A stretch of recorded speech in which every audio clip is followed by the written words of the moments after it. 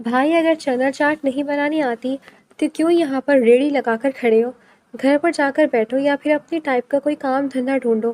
ویسے بھی کیوں فضول میں اتنی دھوپ میں کھڑے ہو کر اپنے خون کو جلانے پر تلے ہوئے ہو؟ ہرمین چنا چاٹ کی پلیٹ ہاتھ میں تھامے سامنے کھڑے دکاندار کو باتیں سنانے میں لگی ہوئی تھی۔ جب اس نے ہرمین کو گھوری سے نوازا تھا اور پھر ہرمین کو نظر انداز کرتا مشکوک انداز میں یہاں وہاں نظریں دوڑائی تھی، خود کو نظر انداز ہوتا دیکھ کر ہرمین پھر سے بولی تھی، میں تم سے بات کر رہی ہوں۔ یہ کیسی چنا چاٹ بنائی ہے تم نے؟ اتنی زیادہ مرچیں تو آخر کون کھاتا ہے؟ اتنی مرچیں حد ہو گئی ہے بھائی، سمجھ نہیں آتا یہ دکاندار کس طرح کی دکانداری کرتے ہیں۔ اچھے بڑے چنا چاٹ کا ذائقہ ہی بگاڑ کر رکھ دیا ہے تم لوگوں نے۔ دیکھو باجی، اگر تمہیں یہ نہیں کھانا تو مت کھاؤ، پلیٹ یہاں رکھو اور جاؤ یہاں سے، مجھے میرا کام کرنے دو۔ ارے ارے، تم نے مجھے باجی بولا؟ میں کہاں سے کس اینگل سے تمہیں باجی نظر آتی ہوں؟ شرم آتی ہے تو یہ کہو نہیں۔ ہاں، اور کام کیسا کام کر رہے ہو تم بھلا؟ اس طرح کے کام کو بھی کوئی کام کہتا ہے؟ چنا چاٹ اتنی زیادہ اسپائسی ہے کہ مشکل سے کوئی عام انسان اسے کھا سکے۔ ہرمین کی کینچی کی طرح چلتی زبان کو دیکھ کر چنا چاٹ والے کے بھیس میں موجود میجر سمیر کے چہرے پر ناگواری سی اتر آئی تھی۔ پھر اچانک اس کی نگاہیں سامنے موجود کالی گاڑی کی جانب پڑی تھی، جہاں پر ایک شخص خود کو اچھے سے ڈھانپے ہوئے گاڑی میں بیٹھا تھا اور گاڑی پارکنگ ایریا سے باہر نکلنے لگا تھا۔ میجر سمیر نے ہرمین کے ہاتھ سے پلیٹ پکڑ کر جانے کہاں پھینکی اور خود اپنی ریڑھی سمیٹ کر آگے جانا پڑنے لگا۔ خود کو یوں نظر انداز ہوتا دیکھ کر ہرمین پھر سے اس کی طرف متوجہ ہوئی تھی۔ تم سے بات کر رہی ہوں میں ابھی، اور اسی وقت معافی مانگو، تم نے مجھے باجی بولا ہے۔ دیکھو بی بی، فضول میں میرا وقت ضائع مت کرو، جاؤ یہاں سے۔ میں کہیں نہیں جاؤں گی جب تک تم مجھ سے معافی نہیں مانگ لو گے۔ ہرمین اس کی ریڑھی کے آگے آ کر کھڑی ہو گئی تھی جب میجر سمیر نے اپنی ریڑھی کو وہیں پر کھڑا کر دیا اور اپنے کندھوں پر ڈالے کپڑے کو غصے سے زمین پر پھینکتے وہاں سے نکل گیا تھا، کیونکہ اس کا شکار اس کی پہنچ سے کافی دور چلا گیا تھا۔ ہرمین حیرت اور غصے کے ملے جلے تاثرات لیے اس آدمی کو دیکھ رہی تھی جو اپنے چنا چاٹ کی بھری ہوئی ریڑھی یہیں چھوڑ کر جانے کہاں نکلتا چلا گیا تھا۔ اس سے پہلے کہ وہ اس سے پیچھے سے آواز لگاتی، اس کے کانوں میں لگے ایئر پوڈز پر ایک آواز گونجی تھی، ہرمین، ٹارگٹ ہمارے نشے پر ہے، جلدی سے کرو، نہیں تو بہت دیر ہو جائے گی۔ ایئر بڈ سے آتی آواز سن کر ہرمین اپنی جیکٹ سے چابی نکالتے اپنی بائک کی طرف پہنچی تھی۔ بائک پر ہیملٹ اٹھا کر اس نے اپنے سر پر لایا اور بائک ہوا سے باتیں کرتی وہاں سے نکل گئی تھی۔ میجر سمیر کی گاڑی اس کا کافی دیر سے پیچھا کر رہی تھی، مگر گاڑی میں بیٹھا شخص چوکنا ہو گیا تھا اپنے پیچھے ایک مشکوک گاڑی کو دیکھ کر، اسی لیے اس نے ڈرائیور کو ہدایت دیتے ہوئے گاڑی فل اسپیڈ سے چلانے کا کہا تھا۔ اپنے ہاتھ سے نکلتے شکار کو دیکھ کر میجر سمیر کا غصہ حد سے بڑا تھا۔ اسے رہ رہ کر ہرمین پر غصہ آ رہا تھا جو غلط وقت پر اس کے پاس چنا چاٹ کھانے کے لیے آ گئی تھی۔ اگر وہ وہاں نہ ہوتی تو آج میجر سمیر کا شکار میجر سمیر کے شکنجے میں ہوتا۔ میجر سمیر نے غصے سے اپنی گاڑی کی سپیڈ بڑھائی تھی اور پھر اس گاڑی کے سامنے جا کر رک گیا تھا۔ گاڑی میں موجود شخص نے ایک دم سے بریک لگائی تھی جب اس کا توازن بگڑا اور اس کا سر اس کے اسٹیئرنگ پر زور سے لگا۔ میجر سمیر غصے سے اپنی گاڑی سے باہر نکلتے سامنے والی گاڑی کی جانب بڑھا تھا۔ اس کا دروازہ کھولتے اس نے جھک کر دیکھا، مگر وہاں کوئی بھی موجود نہیں تھا۔ گاڑی کی خالی نشست دیکھ کر سمیر کی آنکھوں میں خون اتر آیا، اسے اپنی شکست پر یقین نہیں آ رہا تھا۔ میجر سمیر آگے کی جانب کا دروازہ کھولتا، ڈرائیور کو گریبان سے پکڑتے اپنے سامنے کھڑا کر گیا تھا اور اپنی پاکٹ سے گن نکالتا اس کی کن پٹی پر رکھتا اسے غصے سے بولا تھا، کہاں ہے وہ؟ کہاں اتارا ہے تم نے اسے؟ بولو، جواب دو۔ صاحب جی، قسم سے میں کچھ بھی نہیں جانتا، مجھے تو پتہ بھی نہیں ہے آپ کس کی بات کر رہے ہیں، میں تو اکیلا تھا گاڑی میں۔ بکواس مت کرو، تم اکیلے نہیں تھے، میں نے خود دیکھا ہے اسے اس گاڑی میں بیٹھتے ہوئے۔ نہیں صاحب جی، میں تو اکیلا تھا، میں تو اس بنگلے کی طرف جا رہا تھا، آپ نے خواہ میری گاڑی روک دی، اگر مجھے دیر ہو گئی تو بیوی جی بہت غصہ کریں گی۔ ڈرائیور گڑبڑاتے ہوئے بولا تھا جب میجر سمیر نے گہری نظروں سے ڈرائیور کو جانچا تھا اور پھر اس کے چہرے پر ایک عجیب سی مسکراہٹ نمودار ہوئی تھی۔ اس نے اس ڈرائیور کو مخصوص رگ کو دبایا جسے دباتے وہ ڈرائیور تھوڑی دیر میں بے ہوش ہو گیا تھا۔ میجر سمیر نے اپنے موبائل کو نکال کر کسی کا نمبر ڈائل کیا اور خود اس ڈرائیور کا بے ہوش وجود اپنے کندھے پر لاتے اپنی گاڑی میں ڈالا اور اپنی گاڑی وہاں سے نکالتا چلا گیا تھا۔ وہ تھکے ہوئے انداز میں گھر میں داخل ہوئی تھی جب صوفے پر بیٹھی جویریہ اسے آتا دیکھ کر مسکرائی تھی۔ ویلکم باس، کیسا رہا کام؟ یار بہت تھک گئی ہوں میں۔ سیریسلی تم تھک گئی ہو ہرمین؟ اور نہیں تو کیا، دیکھو ایک تو اتنی سردی ہے اور اوپر سے اتنی مشقت والا کام، مجھ سے نہیں ہوتا یہ سب یار، مجھے سمجھ نہیں آتی کہ اس کھڑوس کو ہم ہی کیوں ملے ہیں اس سب کے لیے۔ ہرمین، سب ٹھیک تو ہے نا؟ تم تو کبھی ایسا نہیں کہتی، اور بھولو مت اس نے تمہارے کہنے پر ہی یہ کام تمہیں سونپا ہے۔ تم اتنا چڑچڑی کیوں ہوئی وہ؟ تو کیا کروں، چڑچڑی نہ ہو تو اور کیا کروں؟ تم مجھے بتاؤ، ایک تو اس چنے والی کی وجہ سے میرا کام خراب ہو گیا، اوپر سے اس نے میرے منہ کا ذائقہ بھی خراب کر دیا۔ تم جانتی ہو آج ان باورچی کا کوئی جاننے والا وہاں پر بیٹھا تھا، اتنے اچھے اتنے مزے کی چنا چاٹ بناتے تھے وہ، مگر اس گوار نے ساری چنا چاٹ کا ستیہ ناش کر کے رکھ دیا۔ میرا تو دل کر رہا تھا کہ اس شخص کا گلا دبا دوں، بد ذائقہ انسان۔ اوہ، تو تمہیں صرف اس وجہ سے غصہ ہے کہ تمہاری چنا چاٹ مزے کی نہیں تھی؟ مزے کی نہیں تھی؟ تم یہ کہو کسی کام کی نہیں تھی۔ ارے اسے کھا کر اگلنے کا دل کر رہا تھا، مجھے تو یوں لگ رہا تھا میں نے بہت زیادہ لال مرچوں کا پہاڑ اپنے منہ میں ڈال دیا ہو۔ پتہ نہیں کس قسم کا گوار آدمی تھا وہ۔ آنے دو چنا چاٹ والے بابا جی کو، پھر بتاؤں گی میں انہیں، ان کے بھیجے ہوئے آدمی نے کتنی غلط حرکت کی ہے۔ وہ تو 2 دنوں میں ان کا بزنس ڈبو کر رکھ دے گا۔ ہرمین ریلیکس یار، تم کہاں چنا چاٹ میں اٹک کر رہ گئی ہو؟ تم وہاں پر جس کام کے لیے گئی تھی وہ کام کیا یا نہیں؟ ہاں باس، کام تو میں نے کر لیا ہے، اور اب میں بہت زیادہ تھک گئی ہوں۔ ہرمین اپنی جیکٹ اتار کر صوفے پر رکھ دے انگڑائی لیتے ہوئے بولی تھی، جس پر جویریہ کے چہرے پر مسکراہٹ آئی تھی۔ ویل ڈن، تمہارے لیے پانی گرم کر کے رکھا ہوا ہے، جا کر نہا لو، پھر ہم لوگ کھانا کھاتے ہیں۔ اس کے بعد اپنے کھڑوس، میرا مطلب ہے تمہارے کھڑوس کو بتاتے ہیں کہ اس کا دیا ہوا کام مکمل ہو چکا ہے۔ یار تمہیں جو کرنا ہے کرو، میں تو گئی نہانے، اور پلیز کچھ اچھا سا آرڈر کرنا، اس چنا چاٹ والی کی طرح کچھ بے ڈھنگا کا مت آرڈر کر دینا، جیسے اس نے بے ڈھنگی سی چنا چاٹ مجھے کھلا کر میرے منہ کا ذائقہ خراب کر دیا اور میرے دماغ کا میٹر بھی ہلا کر رکھ دیا۔ اچھا بحث کر دو، کیوں اس بیچارے کو کوسے جا رہی ہو تو؟ جویری کے بات پر ہرمین ناک چڑھاتے ہوئے اپنے کمرے میں بند ہوئی تھی، جبکہ جویریہ نے اپنی انگلیوں کو تیزی سے لیپ ٹاپ پر چلانا شروع کیا تھا۔ میجر سمیر غصے سے اپنے فلیٹ میں داخل ہوا تھا، جہاں پر موجود میجر نعمان نے مسکرا کر اس کو ویلکم کرنا چاہا، مگر اس کے چہرے پر موجود غصہ دیکھ کر اس کی مسکراہٹ ٹھنڈی پڑ گئی تھی، اور اس کے ساتھ آتے ہوئے ڈرائیور کے لباس میں موجود آدمی کو دیکھ کر اس نے مشکوک انداز میں پوچھا تھا، یہ کون ہے؟ تم تو کسی اور کو پکڑنے گئے تھے، تو یہ کسے پکڑ کے لے آئے ہو؟ میجر سمیر نے ڈرائیور کو صوفے پر پٹکا اور نعمان کی جانب دیکھتے ہوئے غصے سے بولا تھا، یہ سب کی سب تمہارے بیکار اور فضول قسم کی آئی ڈی کی وجہ سے ہوا ہے۔ نہ تو مجھے وہاں چنا چاٹ والا بنا کر کھڑا کرتے، نہ وہاں پر وہ پاگل سرپری لڑکی چنا چاٹ کھانے کے لیے آتی، اور نہ ہی میرا شکار میرے شکنجے سے بھاگ جاتا۔ تو آئندہ کے بعد اگر تم نے کسی بھی طرح کی کوئی اوک پٹانگ حرکت کرنے کا یا پھر مجھ سے کروانے کے بارے میں سوچا تو یاد رکھنا، میں گن سے نکالنے والی گولی بالکل بھی نہیں سوچے گی تمہارے دماغ میں گھسنے کے لیے، سمجھے تم؟ اور اس شخص کو یہاں سے اٹھا کر ٹارچر روم میں بند کرو، اس سے پہلے کہ کسی اور کو خبر ہو جائے اس کے بارے میں۔ میجر سمیر غصے سے کہتا وہاں سے چلا گیا تھا، جبکہ میجر نعمان حیرت سے منہ کھولے اس کے الفاظ کو سن رہا تھا۔ اس نے فٹافٹ سے ڈرائیور کو بے ہوش وجود کو اٹھا کر ٹارچر روم میں بند کیا اور خود باہر آ کر یہاں وہاں ٹہلنے لگا۔ میں نے ایسا کیا کر دیا جو سمیر سر پر مجھ پر اتنا غصہ کر رہے ہیں؟ یقیناً کچھ نہ کچھ تو ہوا ہی ہوگا۔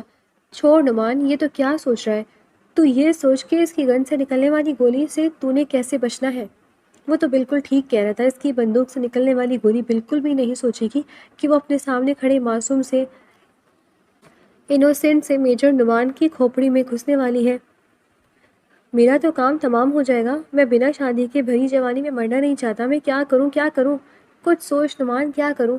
نعمان وہاں ٹہلتا خود سے ہم کلامی کرتے ہوئے پریشان سا ہو رہا تھا، جب میجر سمیر کپڑے بدلتا اس کے سامنے صوفے پر آ کر بیٹھا تھا، اپنا لیپ ٹاپ کھول کر پھرتی سے اس پر کچھ ڈھونڈنے میں لگ گیا تھا۔ میجر نعمان ڈرتے ڈرتے اس کے قریب گیا اور بولا، ہوا کیا ہے آخر؟ کچھ تو بتاؤ مجھے۔ یار نعمان، اس وقت میرا موڈ بہت خراب ہے، میں بالکل بھی نہیں چاہوں گا کہ میں تم پر کسی بھی طرح کا کوئی غصہ نکالوں۔ میرا ٹارگٹ میری نظروں کے سامنے غائب ہو گیا اور میں کچھ بھی نہ کر سکا، اور تم اچھے سے جانتے ہو میں اپنے کام کو لے کر کتنا سیریس ہوں، اس لیے اگر کچھ وقت کے لیے تم اپنا منہ بند رکھ دو تو میرے لیے بہت زیادہ آسانی ہو سکتی ہے، اور جاؤ یہاں سے، میرے لیے کھانے کے لیے کچھ لے کر آؤ۔ ٹھیک ہے، جاتا ہوں۔ نوکر تو بنا رکھا ہے تم نے مجھے، یہ سمجھ نہیں آتی کہ مجھے تمہارے ساتھ کیوں بھیج دیا، اتنے فضول سے آدمی کے ساتھ آنے سے اچھا تھا میں خود اپنے ہاتھوں سے اپنی قبر کھود کر اس کے اندر لیٹ کر اپنے اوپر مٹی ڈال دیتا۔ کم سے کم مجھے سکون تو ہوتا کہ وہ قبر میری اپنی مرضی کی تھی، نہ کہ تمہارے ساتھ رہنا، جو کہ میری مرضی کے بالکل برعکس ہے۔ اگر تمہاری چلتی چونچ بند نہ ہوئی تو تم جا کر میرے لیے کچھ کھانے کے لیے لے آؤ گے، یا پھر مجھے تمہیں ہی شوٹ کر کے تمہارا کچا گوشت چبانا پڑے گا۔ میجر سمیر غصے سے چیخا تھا جبکہ نعمان فوراً ہی وہاں سے باہر نکلا تھا۔ سمیر کا کیا بھروسہ وہ سچ میں نعمان کا گوشت چبانے لگ جائے۔ نعمان نے اس بات کا سوچتے ہی کانوں کو ہاتھ لگاتے ایک التجائی نظر آسمان پر ڈالی تھی، جیسے وہ اپنے خدا سے شکایت کر رہا ہو کہ آخر کیوں اسے اس جیسے جلاد انسان کو نعمان جیسے معصوم انسان کے ساتھ باندھ دیا گیا تھا۔ کافی محنت کے بعد سمیر کو لیپ ٹاپ میں اپنے کام کی چیز ملی تھی۔ اس نے اپنا کام ختم کر کے مسکراتے ہوئے اپنے بالوں میں ہاتھ پھیرا تھا اور ایک نظر لیپ ٹاپ کی اسکرین پر ڈالتے وہاں پر موجود انفارمیشن کو غور سے دیکھا تھا۔ اتنی دیر میں نعمان کھانا لے کر اس کے سامنے ٹیبل پر آ بیٹھا۔ اس کے چہرے پر موجود مسکراہٹ دیکھ کر نعمان نے سکون کا سانس لیا تاکہ آخرکار میجر سمیر کا غصہ ختم ہوا۔ ہوٹل کا ہال دودھیا روشنی میں نہایا ہوا تھا۔ چھت سے لٹکتے ہوئے کرسٹل کے جھومر فرش پر ہیرو کی طرح چمک رہے تھے۔ فضا میں ہلکی سی کلاسیکل موسیقی اور مہنگے پرفیومز کی خوشبو رچی بسی تھی۔ ہر طرف شہر کے امیر اور بااثر لوگ موجود تھے جن کی ہنسی اور باتوں سے ہال گونج رہا تھا۔ اسی گہما گہی میں ہوٹل کا بھاری شیشے کا دروازہ کھلا اور ایک پراسرار شخصیت اندر داخل ہوئی۔ سیاہ لباس میں ملبوس، دراز قد اور چہرے پر ایک سیاہ ماسک سجائے وہ شخص سب کی توجہ کا مرکز بن گیا، لیکن اس کی نیلی آنکھیں کسی شکاری کی طرح پورے ہال کا جائزہ لے رہی تھی۔ اچانک اس کی نظر سامنے کھڑی ایک ویٹرس پر جا کر ٹھہر گئی جو سفید اور سیاہ یونیفارم میں ملبوس تھی۔ اس کے چہرے پر پھیلی اداسی اور آنکھوں میں موجود خوف نے نیلی آنکھوں والے شخص کو اپنی طرف متوجہ کر لیا۔ اس کے لبوں پر ایک ہلکی سی تقریباً نہ محسوس ہونے والی مسکراہٹ ابھری۔ ابھی وہ اسے ہی دیکھ رہا تھا کہ 3-4 بگڑے ہوئے امیر سادے ہاتھوں میں جوس کے گلاس تھامے اس لڑکی کے گرد گھیرا ڈال کر کھڑے ہو گئے۔ اوہ، تو یہ پری چہرہ یہاں کیا کر رہا ہے؟ ایک لڑکے نے تمسخر اڑاتے ہوئے کہا۔ لڑکی کے ہاتھ للزنے لگے۔ اس نے دبے لہجے میں کہا، آئی ایم سوری سر، میں غلطی سے اس فلور پر آ گئی ہوں، میرا کام اوپر والے فلور پر ہے۔ اتنی جلدی کیا ہے؟ اب آ گئی تو ہمیں سرو کرو نا۔ دوسرے لڑکے نے یہ کہتے ہوئے جان بوجھ کر اپنا ہاتھ اس کے کندھے کی طرف بڑھایا اور اسے چھونے کی کوشش کی۔ لڑکی پیچھے ہٹی مگر اس لڑکے نے بدتمیزی کی حد کر دی۔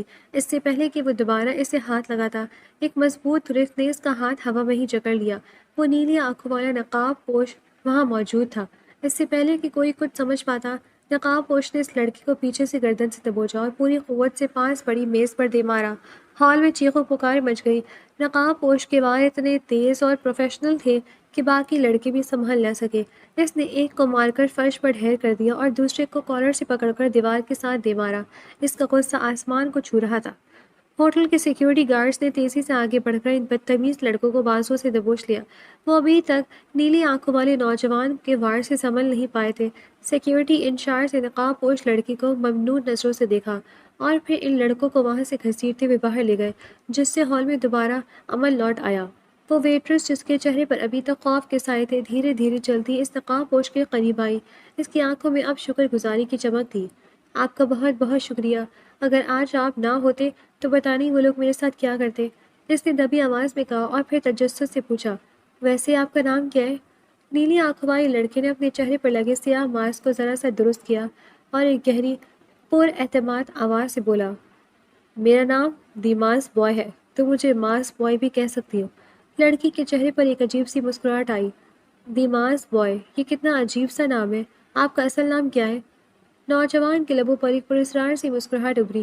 اس نے تھوڑا جھک کر اس کی آنکھوں میں جھانکا اور سرد مگر دھیمے لہجے میں کہا، تمہیں میرا اصل نام جاننے کی کوئی ضرورت نہیں ہے۔ لڑکی نے ایک لمحے کے لیے اسے دیکھا اور پھر اپنا تعارف کروایا، میرا نام ہرمین ہے۔ نوجوان نے اس کا نام سن کر دھیمے سے دہرایا، ہرمین، جیسے وہ اس نام کو اپنے ذہن میں محفوظ کر رہا ہو۔ ابھی ہرمین کچھ اور کہنا ہی چاہتی تھی کہ اچانک اس کے کان میں لگے چھوٹے سی ایئر بڈز میں سے ایک تیز اور کرخت آواز گونجی، Herman, 3rd floor, room number 205، جلدی کرو ورنہ بہت دیر ہو جائے گی۔ آواز سنتے ہی ہرمین کے تاثرات سیکنڈوں میں بدل گئے۔ اس نے ایک لمحے کی تاخیر کیے بغیر وہاں سے دوڑ لگا دی۔ وہ اتنی تیزی سے بھاگی کہ سیکنڈوں میں ہجوم میں غائب ہو گئی۔ ماسک والا لڑکا حیرت سے اسے جاتے ہوئے دیکھتا رہ گیا۔ اس نے کندھے اچکائے گویا وہ ہرمین کی اس اچانک تبدیلی اور تیزی پر حیران تھا، مگر اگلے ہی لمحے اس نے اسے ایک اتفاق سمجھ کر نظر انداز کر دیا۔ وہ دوبارہ بڑی سکون سے یہاں وہاں دیکھنے میں مصروف ہو گیا، جیسے وہ خود بھی کسی خاص مشکار کے انتظار میں ہو۔ ہرمین نے روم نمبر 205 کے باہر کھڑے ہو کر گہرا سانس لیا اور دستک دی۔ اندر سے ایک مردانہ آواز آئی، کون ہے؟ سر، روم سروس، ہرمین نے سپاٹ لہجے میں جواب دیا۔ اندر سے جواب ملتے ہی وہ دروازہ کھول کر داخل ہوئی۔ اس کے ہاتھ میں کھانے کی بھاری ٹرے تھی۔ کمرے میں ایک شخص ایک عورت کے ساتھ صوفے پر بیٹھا ہوا کسی گہری گفتگو میں مصروف تھا۔ اس شخص نے حرمین کی طرف دیکھے بغیر اشارہ کیا۔ یہ ٹرے سامنے میز پر رکھ دو۔ حرمین خاموشی سے میز کی طرف بڑھی، ٹرے وہاں رکھی اور پھر پلک جھپکنے میں اپنی آستین کے اندر چھپا تیز دھار چاقو نکال کر پوری قوت سے اس شخص کی گردن پر رکھ دیا۔ وہ شخص دہشت سے چیخنے ہی والا تھا کہ حرمین کی برف جیسی ٹھنڈی آواز گونجی۔ خبردار، اگر ذرا سے بھی آواز نکالنے کی کوشش کی تو تمہاری گردن تن سے جدا کر دوں گی۔ وہ عورت بدحواس ہو کر انٹرکام کی طرف بھاگی تاکہ سیکیورٹی کو بلا سکے، لیکن اسی لمحے کمرے کا دروازہ دھار سے کھلا۔ جویریہ اپنے مخصوص کالے سوٹ میں ایک پیشہ ورانہ ایجنٹ کی طرح اندر داخل ہوئی۔ اس نے تیزی سے جھپٹ کر اس عورت کو قابو کرنا چاہا اور اس کی مخصوص رگ دبانے کی کوشش کی تاکہ اسے بے ہوش کر سکے، مگر وہ عورت بھی غیر معمولی طور پر پھدریلی نکلی۔ اس نے جویریہ کا ہاتھ اپنی گردن تک پہنچنے ہی نہ دیا۔ مجبوراً جویریہ نے اپنی جیب سے کلوروفورم لگا ہوا رومال نکالا اور ایک جھٹکے سے اس عورت کی ناک پر رکھ دیا۔ حرمین نے بھی اپنے شکار کو اسی طرح ٹھکانے لگایا۔ اب وہ دونوں فرش پر بے ہوش پڑے تھے۔ حرمین اور جویریہ نے پھرتی سے ان کی بھاری بھرکم وجود گھسیٹتے اور کسی کی نظر میں آئے بغیر پچھلے راستے سے گاڑی تک پہنچا دیے۔ چند ہی سیکنڈز میں ان کی گاڑی ٹائروں کی چنگاڑیاں چھوڑتی اپنی منزل کی طرف روانہ ہو گئی۔ کچھ ہی دیر بعد ماسک بوائے تیز قدموں سے چلتا ہوا اسی کمرے کے باہر پہنچا۔ اس نے زوردار ٹھوکر سے دروازہ کھولا، مگر اندر کی خاموشی اس کا منہ چڑھا رہی تھی۔ کمرہ خالی تھا۔ لعنت ہے، کیا انہیں کس نے خبر دی؟ اس نے غصے سے دانت پیستے ہوئے سوچا۔ وہ پورے کمرے میں نظریں دوڑا رہا تھا کہ اچانک اس کی نگاہ میز پر دھری ٹرے پر پڑی۔ اسے دیکھتے اس کی آنکھوں کے سامنے حرمین کا چہرہ گھوم گیا، جس کے ہاتھ میں بالکل یہی ٹرے پکڑی ہوئی تھی جب وہ ہوٹل کے ہال میں اس سے ملی تھی۔ اس کا ماتھا ٹھٹکا۔ وہ لڑکی، وہ کوئی عام ویٹرس نہیں تھی۔ وہ دیوانہ وار ہوٹل کے ہر فلور پر حرمین کو ڈھونڈنے لگا، مگر وہ تو پرندوں کی طرح اڑ چکی تھی۔ اس کا شک اب یقین میں بدل چکا تھا کہ اس کا شکار اسی معصوم نظر آنے والی لڑکی نے اڑایا ہے۔ اس نے غصے سے اپنا ہاتھ دیوار پر دے مارا، جس سے ہال گونج اٹھا اور تڑپ کر اس کے لبوں سے صرف ایک نام نکلا، حرمین۔ شاپنگ کے بعد حرمین اور جویریہ تھکاوٹ مٹانے کے لیے مارکیٹ کے ایک کونے میں پہنچی، جہاں وہیں چنا چاٹ کی ریڑھی کھڑی تھی۔ حرمین نے دور سے ہی ایک بد ذائقہ چنے چاٹ والے کو پہچان لیا، مگر آج اس کے ساتھ ایک اور شخص میجر نعمان بھی موجود تھا۔ جیسے ہی وہ دونوں ریڑھی کے قریب پہنچی، میجر نعمان کے چہرے پر ایک شرارتی مسکراہٹ آئی۔ اس نے پشتو اور اردو کے ملے جلے لہجے میں بڑے تپاک سے پوچھا، او بیبی جی، ویلکم ویلکم، دسو جی آپ کیا کھانا پسند کریں گی؟ حرمین نے میجر سمیر کو گھور کر دیکھا اور طنزیہ لہجے میں بولی، اگر آپ کے پاس پیزا، برگر یا شاورما ہے تو وہ کھلا دیں۔ نعمان نے حیرت سے آنکھیں پھاڑی، ارے بیبی جی، یہ چنا چاٹ کی ریڑھی ہے، یہاں صرف چنا چاٹ ہی ملے گی۔ جویریہ نے بیچ میں لقمہ دیا، اگر صرف چنا چاٹ ہی ہے تو پھر یہ کیوں پوچھا کہ کیا کھانا ہے؟ ظاہر سی بات ہے ہم چنا چاٹ ہی کھائیں گی۔ حرمین نے سمیر کی طرف اشارہ کرتے ہوئے جتایا، مجھے امید ہے کہ اب تم سیکھ کر آئے ہوگے کہ چنا چاٹ کیسے بناتے ہیں، پچھلی بار کی طرح مرچوں کا پہاڑ نہیں بناؤ گے۔ سمیر کے ماتھے پر غصے کی رگیں ابھرنے لگی۔ اس سے پہلے کہ وہ کچھ کہتا، نعمان نے فوراً بات سنبھالی، بیبی جی آپ فکر نہ کریں، آج آپ کو ایسی چاٹ کھلائیں گے کہ آپ یاد رکھیں گی۔ نعمان نے پھرتی سے 2 پلیٹیں تیار کی اور ان کی طرف بڑھا دی۔ دونوں نے چنا چاٹ کھانا شروع کی۔ چاٹ واقعی بہت لذیذ تھی۔ ابھی انہوں نے چند ہی چمچے کھائے تھے کہ اچانک دونوں کے سر چکرانے لگے۔ نظروں کے سامنے اندھیرا چھایا اور وہ وہیں ڈھیر ہو گئی۔ آس پاس کے لوگ جمع ہونے لگے۔ ارے ان لڑکیوں کو کیا ہوا؟ یہ اچانک بے ہوش کیسے ہو گئی؟ میجر سمیر ابھی صورتحال کو سمجھ ہی رہا تھا کہ نعمان نے اچانک پرفارمنس شروع کر دی۔ اس نے جویریہ کا ہاتھ پکڑا اور دھاڑیں مار مار کر رونے لگا، ہائے میری بیوی کو کیا ہو گیا؟ اور میری قسمت پھوٹ گئی، کوئی تو بچاؤ میری بیوی کو، میں لٹ گیا، برباد ہو گیا۔ لوگوں نے اسے دلاسا دیا، ارے میاں رونا بند کرو، اسے فوراً ہسپتال لے کر جاؤ۔ سمیر اور نعمان نے تیزی سے ان دونوں کو اٹھایا، اپنی گاڑی میں ڈال کر وہاں سے نکل گئے۔ جیسے ہی گاڑی تھوڑی دور نکلی، نعمان کا رونا بند ہوا اور ہنستے ہوئے بولا، ہائے کنوارے ہوتے ہوئے بھی میں نے بیوی کے بے ہوش ہونے کی کیا کمال اداکاری کی ہے نا سمیر؟ سمیر نے غصے سے اسے گھورا، بکواس بند کرو اور گاڑی تیز چلاؤ، ان دونوں کو فوراً ٹارچر سیل میں بند کرو اور کوشش کرو کہ انہیں جلدی ہوش آئے، ہمیں ان سے اپنے شکار کے بارے میں اگلوانا ہے، ورنہ بہت بڑا نقصان ہو سکتا ہے۔ نعمان نے گاڑی کی رفتار بڑھائی اور وہ دونوں زن سے اپنی فلیٹ کی جانب نکل گئے۔ میجر سمیر اور نعمان نے حرمین اور جویریہ کو اپنے خفیہ ٹھکانے کے ٹارچر سیل میں منتقل کر دیا تھا۔ کچھ ہی دیر بعد جویریہ کی آنکھ کھلی۔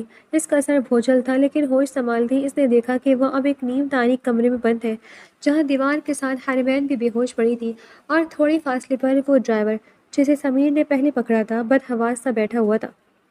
جویریہ نے فوراً اپنے ہاتھ پاؤں چیک کیے۔ وہ یہ دیکھ کر حیران رہ گئی کہ وہ بندھے ہوئے نہیں تھے۔ اس نے جلدی سے حرمین کو جھنجھوڑا۔ حرمین، ہوش میں آؤ حرمین۔ حرمین نے کرہاتے ہوئے آنکھیں کھولی، سر پر ہاتھ رکھا اور بھوچل آواز سے پوچھا، یار کیا ہو رہا ہے؟ ہم یہاں کیسے آئے؟ اچانک حرمین کو وہ چنا چاٹ اور وہ دونوں ریڑھی والے یاد آئے۔ اس کا پارا ایک دم ہائی ہو گیا۔ اوہ، تو وہ لنگور انگور کی تلاش میں ہمیں یہاں اٹھا کر لے آئے۔ ان بدتمیزوں کا تو میں وہ حال کروں گی کہ یاد رکھیں گے۔ جویریہ نے اسے خاموش کروایا۔ ان کا حال ہم بعد میں برا کریں گے، پہلے یہاں سے نکلنے کی کرو۔ ہمیں وقت پر ہیڈ کوارٹر پہنچنا ہے، ورنہ ہم پر بہت بڑا الزام لگ جائے گا کہ ہم ٹارگٹ سمیت غائب ہو گئے ہیں۔ حرمین غصے سے بولی، تم ٹھیک کہہ رہی ہو، لیکن ان دونوں کا حشر تو بگاڑنا پڑے گا۔ کتنے بیوقوف ہیں یہ لوگ! شکل سے تو بڑے انٹیلیجنٹ لگ رہے تھے، مگر اتنے احمق نکلیں گے کہ ہمارے ہاتھ پاؤں تک نہیں باندھے۔ کیا ہمیں اتنا کمزور سمجھتے ہیں؟ دونوں تیزی سے اٹھی اور کمرے کا جائزہ لینے لگی۔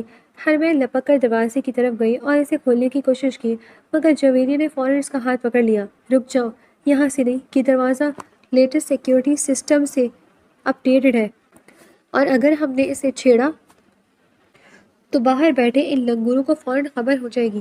وہ دونوں کمرے میں کوئی دوسرا راستہ تلاش کرنے لگی کہ اچانک حرمین کی نظر دیوار میں اوپر کی طرف لگی ایک پرانی کھڑکی پر پڑی۔ وہ دیکھو، حرمین نے اشارہ کیا۔ وہ دونوں پھرتی سی دیوار کے ساتھ لگی ایک الماری پر چڑھی۔ حرمین نے اپنی مہارت استعمال کرتے ہوئے خاموشی سے کھڑکی کا لاک توڑا اور ایک ایک کر کے دونوں وہاں سے باہر نکل گئی۔ اندھیری رات کا فائدہ اٹھاتے وہ اس خفیہ ٹھکانے سے فرار ہونے میں کامیاب ہو گئی۔ وہ دونوں وہاں سے بھاگنے میں کامیاب ہو چکی تھی۔ حرمین کو رہ رہ کر اس ریڑھی والے شخص پر غصہ آ رہا تھا۔ اس کا بس نہیں چل رہا تھا کہ وہ اس ریڑھی والے کا کام تمام کر دے، مگر اسے اس وقت ہیڈ کوارٹر پہنچنا تھا، جس کی وجہ سے وہ اندر ہی اندر بات کو سوچتے ہوئے وہاں سے نکلتی چلی گئی تھی۔ تھوڑی دیر میں حرمین اور جویریہ ہیڈ کوارٹر پہنچے تھے، جہاں پر ان کی ملاقات میجر فاروق سے ہوئی تھی۔ میجر فاروق انہیں لیتے ہوئے اپنے آفس کی جانب بڑھے تھے اور گہری نظروں سے بولے تھے، کافی وقت لگا دیا تم دونوں نے آنے میں، ہمارے نوجوان تم دونوں کا انتظار کر رہے تھے۔ سر، جن لوگوں کی وجہ سے ہمیں دیر ہوئی ہے نا یہاں آنے پر، اگر وہ مجھے مل جاتے نا، قسم سے ان دونوں کا قتل کر کے میں یہاں پر آ رہی ہوتی۔ حرمین غصے سے بول رہی تھی جب میجر فاروق نے انہیں حیرت سے دیکھا تھا۔ Are you serious? آپ جانتی ہیں آپ کس طرح کے الفاظ ادا کر رہی ہیں، اور آپ کہاں پر بیٹھی ہوئی ہیں؟ تو اور کیا کروں سر؟ سر، وہ دراصل اصل میں نا وہ کچھ لوگوں نے ہمیں کڈنیپ کرنے کی کوشش کی، بس انہی سے بچ کر آ رہے ہیں۔ حرمین تو ویسے ہی بس غصہ ہو گئی، اس کی طرف سے میں سوری کرتی ہوں۔ حرمین اس سے پہلے کہ غصے میں کچھ زیادہ الفاظ کہتی، جویری نے فوراً ہی بات سنبھالی تھی۔ تھوڑی دیر میں وہاں پر آرمی سوٹ میں ملبوس دو نوجوان اندر داخل ہوئے، جنہیں دیکھ کر میجر فاروق مسکرائے تھے اور بولے تھے، آئیے میجر سمیر اور میجر نعمان، ان سے ملیے۔ یہ ISI کے ہونہار آفیسرز، آفیسر حرمین اور آفیسر جویریہ۔ حرمین اور جویریہ جیسے ہی پلٹی تھی، ان کی آنکھیں حیرت سے پھیل گئی تھیں۔ یہی حال میجر سمیر اور میجر نعمان کا بھی تھا۔ اپنے سامنے ان دو لڑکیوں کو دیکھ کر ان دونوں کو بھی جیسے کھٹکا سا لگا تھا۔ حرمین غصے سے بولی تھی، تم گنوار آدمی، تم یہاں پر چلے آئے؟ سر، یہ کوئی میجر نہیں ہے، بلکہ چنا چاٹ بیچنے والا وہ گنوار ہے جس نے ہمیں کڈنیپ کرنے کی کوشش کی تھی۔ اور سر، آپ یہ کہیں ISI کے آفیسر کہہ رہے ہیں؟ یہ ISI کے آفیسر نہیں ہے، بلکہ یہ جنگلی قسم کی لڑکی ہے جس نے اس دن ہوٹل سے ان دونوں لوگوں کو غائب کروا دیا، یا یوں کہیں کہ بھگا دیا، اور مجھے تو لگتا ہے اس دن گاڑی سے بھی اس آدمی کو بھگانے والی یہی تھی۔ او ہیلو، کس دن کی بات کر رہے ہو تم؟ فضول کے میرے اوپر الزام مت لگاؤ ورنہ میں… ریلیکس حرمین، کیا ہو گیا تمہیں یار؟ بس کر دیں۔ سمیر دکھا نہیں رہا، میجر نے سامنے کھڑا کیا، اور ہمارے سامنے میجر کھڑا ہے۔ جویریہ نے حرمین کو، جبکہ نعمان نے سمیر کو دلاسا دینے کی کوشش کی تھی۔ میجر فاروق ان دونوں کو اس طرح سے دیکھ کر ہلکے سے مسکرائے تھے، اور پھر ان کی مسکراہٹ اچانک ہی ان کی سنجیدگی کے پیچھے ڈھک سی گئی تھی۔ دیکھیں، یہ سن کر اچھا لگا کہ آپ لوگ ایک دوسرے کو پہلے سے جانتے ہیں۔ آپ لوگوں کے درمیان جو بھی مسئلے ہیں، آپ اسے فوراً سے حل کر دیجیے، اور جس مشن پر آپ دونوں الگ الگ ہو کر کام کر رہے ہیں، اس پر آپ لوگوں کو اب مل کر کام کرنا ہوگا۔ امید ہے کہ آپ لیفٹ جنرل صاحب کو مایوس نہیں کریں گے۔ میجر فاروق پروفیشنل انداز میں کہتے وہاں سے جا چکے تھے، جبکہ سمیر نے غصے سے جویریہ اور حرمین کی جانب دیکھا تھا اور پھر آہستہ سے چلتے ہوئے اس کے قریب آیا تھا۔ مجھے تو لگا تھا ہمارے ساتھ اس مشن پر کام کرنے کے لیے ہمارے آفیسرز نے ایسے لوگوں کو ہائر کیا ہوگا جو کہ گولہ باروں اور گولیوں کی دھول پہلے چکھ چکے ہوں گے۔ مجھے نہیں اندازہ تھا کہ وہ تم جیسے ان پروفیشنل اور کمزور عورتوں کو ہم جیسے پروفیشنل آرمی آفیسرز کے سامنے لا کر کھڑا کر دیں گے۔ سمجھ نہیں آ رہا ہمارے آفیسرز کو یہ ہو کیا ہے۔ ایکسکیوز می، یہ تو وقت بتائے گا کہ کون کتنا ان پروفیشنل ہے اور کون کتنا کمزور۔ اور رہی بات گولہ باروں اور گولیوں کی دھول چکھنے کی، یہ بھی تمہیں وقت ہی بتائے گا جس نے کتنی دھول چکی ہے۔ جویریہ اور حرمین ان کی نظروں میں نظریں ڈالتے ہوئے خونخوار لہجے میں کہتی وہاں سے نکل گئی تھی۔ نعمان تو ان سے متاثر ہوئے بنا نہ رہ سکا، جبکہ سمیر کے تن بدن میں جیسے آگ سی لگ گئی تھی۔ میجر سمیر کا فلیٹ اس وقت ایک باقاعدہ آپریشنل ہیڈ کوارٹر کا منظر پیش کر رہا تھا۔ کمرے کے وسط میں وہ بدبخت ڈرائیور ایک مضبوط کرسی سے بندھا ہوا تھا، جس کے چہرے پر خوف اور درد کے گہرے سائے تھے۔ کمرے کی فضا بوجھل اور تناؤ سے بھرپور تھی۔ میجر سمیر نے اپنے ہاتھوں پر چمڑے کے دستانے چڑھائے اور ایک وزنی لوہے کا راڈ میز پر پٹکا۔ آواز کی گونج نے ڈرائیور کے جسم میں جھنجھوڑی دوڑا دی۔ سمیر نے جھک کر اس کی آنکھوں میں جھانکا جن میں وحشت تیر رہی تھی۔ دیکھو، میں صرف ایک بار پوچھوں گا۔ سمیر کی آواز برف کی طرح ٹھنڈی تھی۔ تمہارا باس اس وقت کہاں ہے؟ اگر سچ نہیں بولو گے تو میں تمہارے جسم کی ایک ایک ہڈی اس طرح توڑوں گا کہ تم موت کی دعا مانگو گے، اور موت تمہیں نہیں ملے گی۔ ڈرائیور نے ہانپتے ہوئے جواب دیا، صاحب میں کچھ نہیں جانتا۔ سمیر نے بنا کوئی لمحہ ضائع کیے راڈ اٹھایا اور پوری قوت سے اس کے گھٹنے پر مارا۔ ہڈی ٹوٹنے کی کرچی کی آواز، ڈرائیور کی ایک دل دہلا دینے والی چیخ کمرے میں گونجی۔ اس کی آنکھیں حلقوں سے باہر آنے لگیں اور وہ درد سے تڑپنے لگا۔ سمیر رکا نہیں، اس نے ڈرائیور کی انگلیوں کے ناخنوں کے درمیان ایک باریک سوئی چبونا شروع کر دی۔ یہ ٹارچر اتنا شدید تھا کہ دیکھنے والے کے بدن میں جھرجھری آ جائے، مگر سمیر کے چہرے پر کوئی تاثر نہ تھا۔ اتنا ٹارچر برداشت کرنے کے بعد ڈرائیور نے آخر سچ اگلنا شروع کر دیا تھا۔ ڈرائیور کی بات سننے کے بعد وہ لوگ آگے کے پلان کو ترتیب دے رہے تھے جب اچانک جویریہ بولی تھی، اس دن جس شخص کا تم بائک پر پیچھا کر رہی تھی وہ کہاں پر تھے؟ وہ، اسے میں نے جانے دیا۔ جانے دیا؟ ہاں، اس نے دیکھ لیا تھا کہ کوئی اس کا گاڑی میں پیچھا کر رہا ہے، اس لیے وہ سب سے نظریں بچاتا وہاں سے نکل گیا۔ اتفاق سے اسے یہ معلوم نہیں تھا کہ میں بھی اسی کے پیچھے ہوں۔ خیر، اس نے مجھ سے لفٹ مانگی اور میں نے اسے لفٹ تو دی، مگر ایک تحفہ بھی۔ تحفہ؟ کیسا تحفہ؟ حرمین کی بات سن کر نعمان حیرت سے بولا، جس پر وہ ہلکے سے مسکرائی، مونگ پھلی اٹھا کر اپنے منہ میں ڈالی اور مسکرا کر بولی، چپ چپ۔ ہاں، میں نے اس کے کپڑوں میں، یا سوری، اس کی باڈی میں ایک خاص قسم کی چپ انجیکٹ کر دی تھی۔ اسے اس بات کا علم بھی نہ ہو سکا اور میرا کام بھی ہو گیا۔ اس دن کے بعد سے اس کی ایک ایک حرکت پر میری پوری نظر ہے۔ وہ کہاں جا رہا ہے، کس وقت جا رہا ہے، ہر چیز کی لوکیشن میرے پاس موجود ہے۔ مگر ایک چیز مجھے سمجھ نہیں آئی، تم لوگوں کو کیسے پتا کہ ہوٹل نمبر 205 میں سے ان دونوں کو غائب کیا ہے؟ کیونکہ وہاں پر موجود وہ ماسک بوائے اور کوئی نہیں بلکہ میجر سمیر ہی تھا۔ نعمان کی بات سن کر جویریہ کو شدید جھٹکا لگا تھا اور پھر اچانک ہی وہ بری طرح سے ہنسنے لگی تھی۔ ہنس ہنس کر اس کا حال برا ہو گیا تھا جب نعمان نے حیرت سے اسے دیکھا تھا۔ کیا بات ہے، تم اتنا ہنس کیوں رہی ہو؟ اس سے پہلے کہ وہ کچھ کہتی حرمین نے اسے ایک چپت رسید کی تھی، اپنا منہ بند رکھنا ورنہ بہت برا ہوگا تمہارے ساتھ۔ ارے کیا وہ میرا بچہ اتنی جلدی منہ بھی بنا لیا؟ او ہو، جویریہ حرمین کی طرف دیکھتے ہوئے اسے چڑھانے والے انداز میں بولی تھی، جس پر حرمین نے پاس پڑا کشن اٹھا کر اسے دے مارا تھا، جبکہ جویریہ مزید شدت سے ہنسنے لگی تھی اور پھر اپنے پیٹ پر ہاتھ رکھتے ہوئے بولی تھی، ارے یار، اسے تو اس ماس بوائے سے محبت ہو گئی تھی، کتنی تعریفیں کر رہی تھی اس کی، پتہ ہے پوری رات یہ سو نہیں سکی تھی، اتنا ہی اس کی یادوں میں خیالوں میں کھو گئی تھی۔ جویریہ کی بات سن کر نعمان کی بھی ہنسی چھوٹ گئی تھی، جبکہ سمیر اور حرمین نے دونوں کو غصے سے دیکھا تھا۔ ان دونوں کے چہروں پر غصہ دیکھ کر ان کی ہنسی کو بریک لگی تھی اور پھر وہ لوگ اپنے آگے کے کام کو انجام دینے والے تھے کہ اچانک حرمین کے موبائل میں ایک زوردار الارم بجنا شروع ہوا۔ حرمین نے فوراً ہی فون اٹھا کر دیکھا تو اسے اس کے کھڑوس کی طرف سے فون آیا تھا۔ اس نے فوراً ہی اٹھا کر اسپیکر پہ لگایا۔ جی بھائی بولے، بری بات ہے، آج کھڑوس کہنے کی بجائے بھائی بول دیا۔ کہہ رہے نا آس پاس کوئی ہے کیا؟ بھائی بولے، کیا کہہ رہے ہیں آپ؟ اپنے بھائی کی بات سن کر حرمین نے دانت پیستے ہوئے کہا تھا، جس پر دوسری طرف سے جاندار قہقہہ نمودار ہوا تھا۔ اچھی خبر ملی ہے، وہ شخص ایک گودام میں اپنے آدمی کے ساتھ بم بنانے کے بارے میں سوچ رہا ہے۔ موقع اچھا ہے ابھی، اس لیے وقت ضائع کے بغیر وہاں جا کر چھاپا مار دو، اور ہاں یاد رکھنا، وہ شخص صحیح سلامت ہمارے ہاتھ آنا چاہیے، ٹھیک ہے؟ اور ہاں، دھیان سے جانا، اپنی سیفٹی کا پورا انتظام کر کے۔ بھائی، یہ سیفٹی کے بارے میں مجھے مت کہا کرے۔ جب ISI جوائن کی تھی نا، تبھی اپنے سر پر کفن باندھ لیا تھا، اس لیے یہ بار بار چھوٹے بچوں کی طرح مجھے ہدایت مت دیا کرے، ہرمین نے غصے سے چڑھتے ہوئے کہا تھا، جس پر دوسری طرف موجود اس کے بھائی نے ایک گہرا سانس لیا تھا۔ Best of luck my princess, امید کرتا ہوں تم دونوں اپنے مشن میں ضرور کامیاب ہوگی۔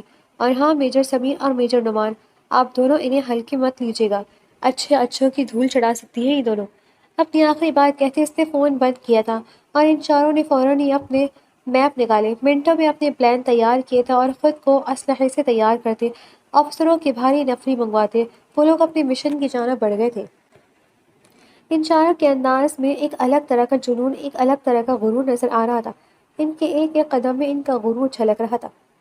رات کے اندھیرے میں وہ پرانا گودام کسی سوئے ہوئے دیو کی طرح لگ رہا تھا، مگر اس کے اندر موت کا سا سامان تیار ہو رہا تھا۔ میجر سمین اور نعمان نے اپنی پوزیشن سنبھالی اور حرمین کو اشارہ کیا کہ وہ پیچھے رہے، مگر حرمین کے لبوں پر وہی پراسرار مسکراہٹ تھی۔ اس نے خاموشی سے اپنا ہیلمٹ پہنا اور اپنی ہیوی بائک کی ریس دی۔ پاگل ہو گئی ہو کیا؟ اندر بمبار موجود ہے، سمیر نے وائرلیس پر غصے سے کہا، مگر جواب دینے کے بجائے حرمین نے بائک کی رفتار بڑھائی اور ایک اونچی ڈھلوان سے جمپ لگاتے ہوئے گودام کا عقبی شیشہ توڑ کر براہ راست اندر داخل ہو گئی۔ سمیر اور نعمان ہکا بھکا رہ گئے۔ سمان، اندر چلو، سمیر چلایا۔ جیسے ہی وہ دونوں اندر پہنچے، وہاں کا منظر دیکھ کر ان کے پیروں تلے سے زمین نکل گئی۔ حرمین اور جویریہ کسی فلمی ہیروئن کی طرح ایکشن میں تھی۔ حرمین کے دونوں ہاتھوں میں پستول تھی اور وہ بائک چلاتے ہوئے بیک وقت دو مختلف سمتوں میں نشانہ لگا رہی تھی۔ اس کا ایک ایک فائر دشمنی کے ماتھے کا نشانہ بن رہا تھا۔ دوسری طرف جویریہ، جو کہ کراٹے کی ماہر لگ رہی تھی، تین تین مسلح دہشت گردوں کو ایک ساتھ چت کر رہی تھی۔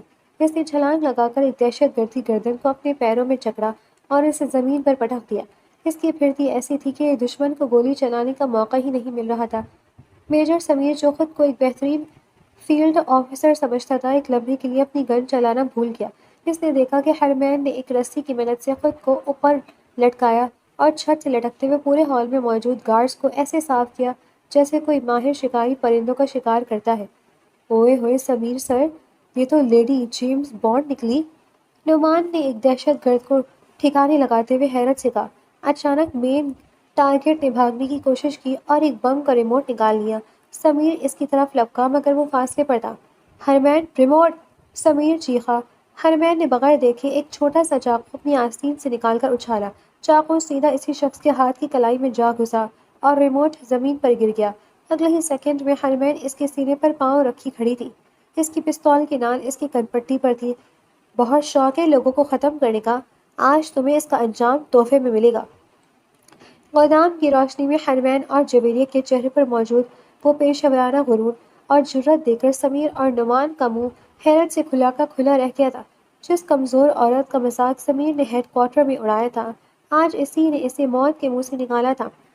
سمیر نے آہستہ سے اپنی گن ہولسٹر میں ڈالی اور حرمین کے پاس آ کر رکا۔ اس کی نظروں میں اب وہ حقارت نہیں تھی، بلکہ ایک چھپا ہوا اعتراف تھا۔ ماننا پڑے گا، تم واقعی اس ملک کے سر کا فخر ہو، سمیر نے دھیمی آواز میں کہا۔ نعمان نے تالیاں بجاتے ہوئے جویریہ کی طرف دیکھا۔ بھائی، ہم تو فین ہو گئے آپ کے، شادی کے آفر ابھی بھی ویلڈ ہے۔ جویریہ نے اسے گھور کر دیکھا تو نعمان فوراً میجر فاروق کی آواز کی نقل اتارنے لگا، جس پر وہاں موجود تمام پولیس اور آرمی کے جوانوں کے قہقہے گونج اٹھے۔ مشن کامیاب ہو چکا تھا، مگر میجر سمیر کی انا آج بری طرح سے ہار چکی تھی۔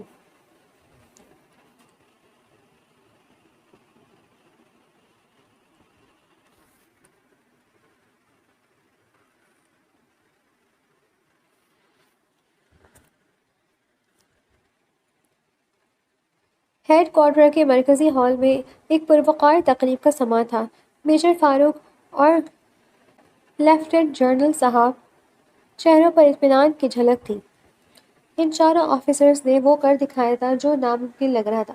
ویل ڈن آفیسرز، آپ چاروں نے ثابت کر دیا کہ جب پاکستان کے بہترین دماغ اور بازو ایک ہو جائیں تو دشمن کہیں بھی پناہ نہیں لے سکتا۔ جنرل صاحب نے فخر سے ان کے سینوں پر تمغے سجاتے ہوئے کہا۔ حرمین اور جویریہ کے چہروں پر ایک الگ ہی وقار تھا، وہ وقار جو صرف ان عورتوں کے حصے میں آتا ہے جو اپنی کمزوری کو اپنی طاقت بنا لیتی ہیں۔ ابھی تقریب ختم ہی ہوئی تھی کہ ایک وجیح قامت شخص جو اپنی شخصیت سے ہی کسی اعلیٰ عہدے پر فائز لگتا تھا، ہال میں داخل ہوا۔ یہ حرمین کا بھائی تھا جسے وہ پیار سے خڑوس کہتی تھی۔ ماشاء اللہ، میری بہنوں نے تو آج کمال ہی کر دیا، اس نے حرمین کے سر پر ہاتھ رکھتے ہوئے کہا، پھر سمیر اور نعمان کی طرف مڑ کر مسکرایا۔ میں حرمین کا بھائی اور باس ہوں۔ آج کی کامیابی کی خوشی میں آپ سب میرے فارم ہاؤس پر ڈنر پر مدعو ہیں۔ کوئی عذر قبول نہیں کیا جائے گا۔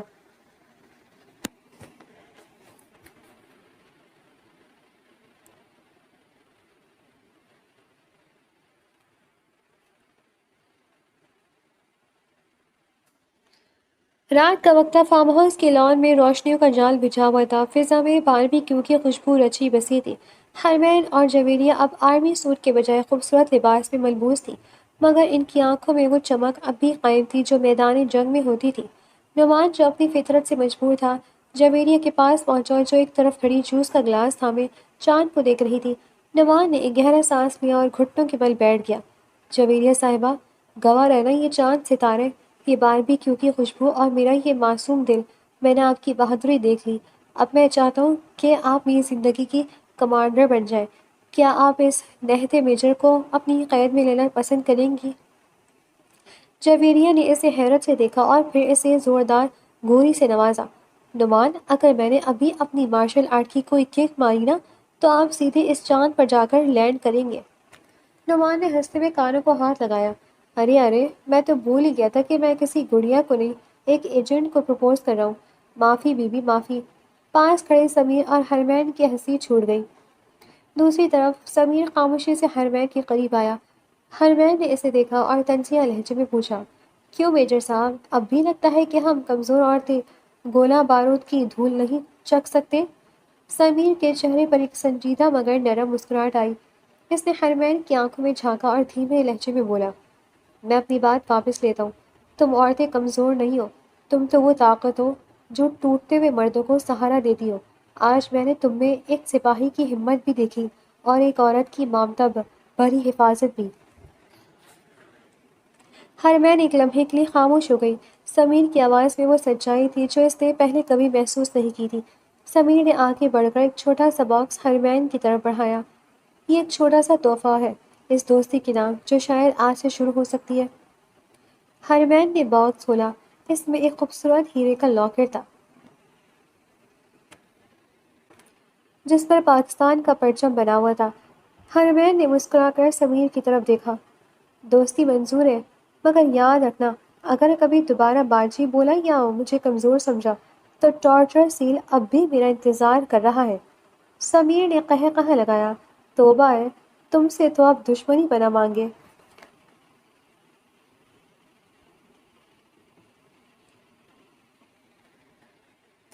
رات گہری ہو رہی تھی، مگر ان چاروں کے قہقہے فضا میں گونج رہے تھے۔ اس مشن نے انہیں صرف کامیابی نہیں دی تھی، بلکہ یہ سبق بھی دیا تھا کہ عورت کی طاقت صرف جسمانی نہیں ہوتی، اس کا عزم، اس کی ذہانت اور اس کی جرأت اسے ہر اس مقام پر فتح یاب کرتی ہے جہاں لوگ اسے ہرا ہوا دیکھنا چاہتے ہیں۔ حرمین اور جویریہ نے ثابت کر دیا تھا کہ وہ صرف گھر کی رونق نہیں، بلکہ اس وطن کی وہ محافظ ہیں جن کے سامنے پہاڑ بھی ریزہ ریزہ ہو جاتے ہیں۔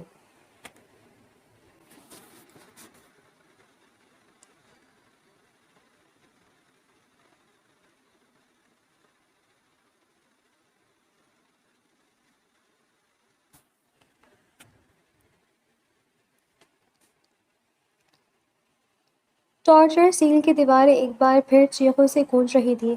پکڑے گئے دہشت گرد کی حالت غیر تھی، مگر میجر سمیر اور حرمین کے چہرے پر کوئی رحم نہ تھا۔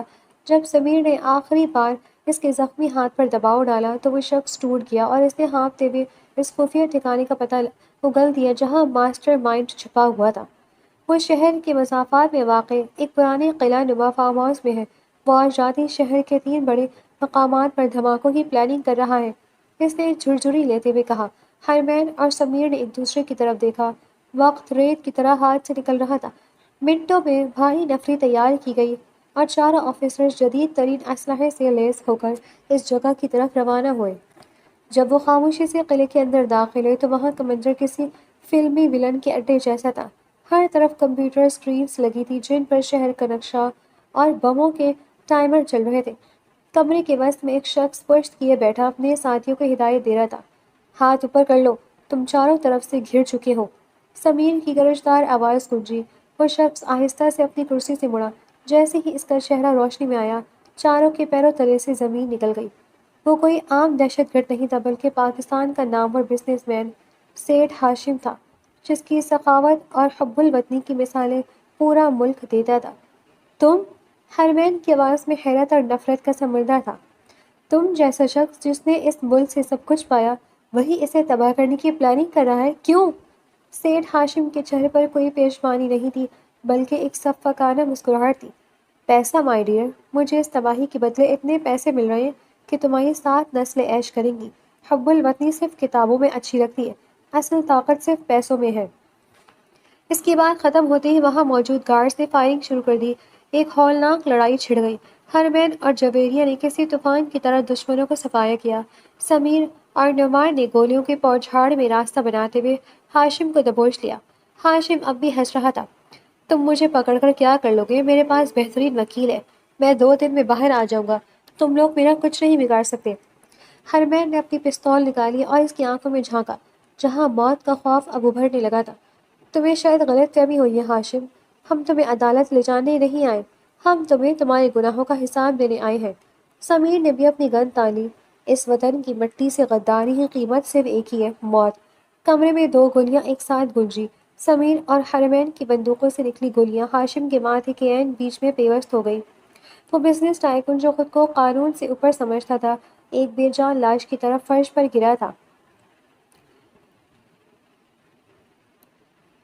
جب وہ چاروں اس قلعے سے باہر نکلے تو افق پر سورج کی پہلی کرنیں پھوٹ رہی تھیں۔ رات کی تاریکی اور گولیوں کا دھواں پیچھے رہ گیا تھا۔ ہرمین، جویریہ، سمیر اور نعمان، چاروں کے چہروں پر ایک عجیب سا سکون اور فاتحانہ غرور تھا۔ سورج کی سنہری روشنی جب ان کے چہروں پر پڑی تو ان کے وجود کسی تپتے ہوئے سونے کی طرح دمکنے لگے تھے۔ ان کے قدموں میں وہ مضبوطی تھی جو صرف ان لوگوں کے پاس ہوتی ہے جو موت کی آنکھوں میں آنکھیں ڈال کر لوٹے ہوں۔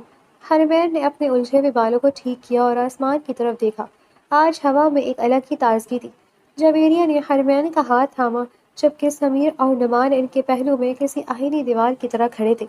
وہ صرف ISI یا آرمی کے آفیسرز نہیں تھے، وہ اس قوم کی امید تھے، وہ عورت کی طاقت اور مرد کے عزم کا وہ حسین امتزاج تھے جسے کوئی دشمن کبھی مات نہیں دے سکتا تھا۔